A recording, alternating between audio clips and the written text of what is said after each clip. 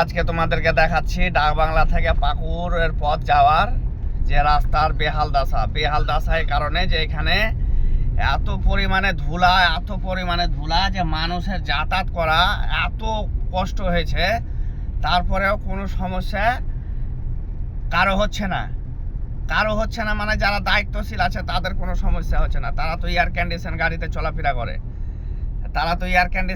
চলাফেরা করে বন্ধুরা, দেখতে পাচ্ছ কি অবস্থা। এই যে এখানে O2 হাসপাতাল, আর এখান দিয়ে মানুষের যাতায়াত করাতে কত কষ্ট হয়েছে, রাস্তা ধুলা হয়ে রয়েছে তা দেখতে পাচ্ছ।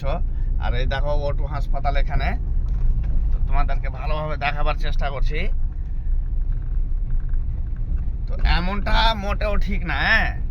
যারা আজকে সমাজের দায়িত্ব নিয়ে বসে আছে তারাই সমাজকে লুটাপুটা খাচ্ছে, তা দেখতে পাচ্ছ। এই দেখো কত পরিমাণে নোংরা আর ক্যাচরা হয়ে আছে দুই সাইডগুলো, আর মেন রাস্তায় দেখো ধুলাতে বেহাল দশা হয়ে রয়েছে।